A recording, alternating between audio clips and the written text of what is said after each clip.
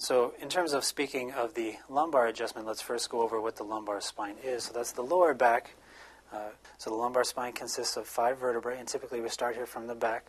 So the sacrum is this triangular bone at the bottom, unit of itself. So up from there, there's your 5th lumbar, 4, 3, 2, and 1. If this model had a rib cage, you would see it ending here about T12, so 5 lumbar vertebrae. And again, in terms of misalignment, we're looking for things like rotation of the vertebrae.